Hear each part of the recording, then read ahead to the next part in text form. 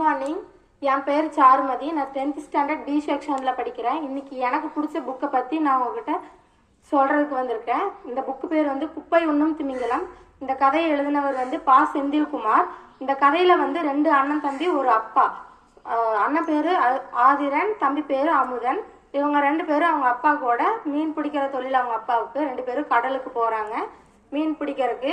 அப்போ ஆதிரன் சொல்கிறான், அப்பா எனக்கு ரொம்ப நாளாக ஒரு ஆசை, நான் திமிங்கலத்தை பார்க்கணுன்னு ஆசைப்படுறேன் அப்படின்னதுக்கு, நீ இன்னும் பெருசாவடா, அப்போ நீ கடலுக்குள்ளே போகும்போது திமிங்கலத்தை பார்க்கலாம் அப்படின்னு அவங்க அப்பா சொல்கிறாரு. சரிப்பா அப்படின்னு சொல்லிட்டு ஆதிரனும் அவங்க அப்பாவும் பேசிகிட்டு இருக்கும்போது அமுதன் கூப்பிட்றான் ஆதிரனை. ஆதிரன் அங்கே பாரு அப்படின்னு சொல்லும்போது கடல் அலையை கிழிச்சிட்டு ஒரு வால் தெரியுது. அப்பா அது என்னப்பா அப்படின்னு வந்து ஆதிரன் அவங்க அப்பாட்ட கேட்குறான். அவங்க அப்பா சொல்கிறாரு, அதுதாண்டா திமிங்கலம், இப்போ நல்லா பார்த்துக்கோ அப்படின்னு சொல்கிறாரு. உடனே ஆதிரன் சொல்கிறா, அப்பா நம்ம கிட்ட போய் பார்க்கலாமா அப்படின்னதுக்கு, இல்லைடா நம்ம கிட்ட போக முடியாது, கிட்ட போனோம்னா நம்ம படகு அது வந்து கமுத்திரும், அதோட ஒரு இதயம் மட்டுமே ஒரு கார் அளவுக்கு இருக்கும் அப்படின்னு அவங்க அப்பா சொல்கிறாரு. சரிப்பா நம்ம இங்கேருந்தே பார்க்கலாம் அப்படின்னு சொல்கிறாரு.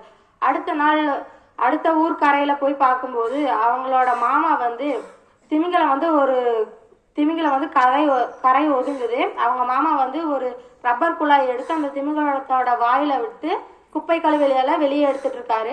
உடனே ஆதிரன் கேட்குற, என்ன மாமா பண்ணிட்டு இருக்கீங்க, திமிங்கலத்தோட வாயில ரப்பர் குழாயை விட்டு குப்பையை எடுத்துட்டு இருக்கீங்க அப்படின்னு கேட்கும்போது, இது உண்மையான திமிங்கலம் இல்லை ஆதிரா, இது வந்து ரோபோ, திமிங்கலம் மாதிரி இருக்க ரோபோ அப்படின்னு சொல்றாரு. ரோபோவா, எதுக்கு மாமா இந்த ரோபோவை கடலுக்குள்ள விடுறீங்க அப்படின்னு கேட்கும்போது, நாம கடல்ல போய் குளிச்சுட்டு நம்ம யூஸ் பண்ற பிளாஸ்டிக் பொருள் எல்லாம் உள்ள போடுறோம் இல்லையா, அதை கிளீன் பண்றதுக்காக நான் இந்த கண்டுபிடிப்பை கண்டுபிடிச்சிருக்கேன் அப்படின்னு சொல்றாரு. சூப்பர் மாமா, அப்போ இனிமே நம்ம கடல் சுத்தமா இருக்குமா அப்படின்னதுக்கு, அப்படி இல்லடா, நம்ம எந்த அளவுக்கு குப்பை கழிவுகளை கடல்ல கொட்டுறதை குறைக்கிறோமோ அப்பதான் இந்த திமிங்கலத்தோட வேலை குறையும் அப்படின்னு அவங்க மாமா சொல்றாரு.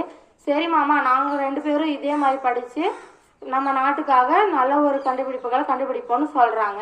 இந்த கதையிலிருந்து என்ன தெரியுதுன்னா, நம்ம போடுற ஒவ்வொரு குப்பையுமே நமக்கு தான் ஆபத்தை உண்டாக்குது. அதனால நம்ம வந்து ஒவ்வொரு குப்பையுமே எப்படி அதை வந்து மறுசுழற்சி செஞ்சு யூஸ் பண்றதுங்கிறத மட்டும்தான் பார்க்கணும்.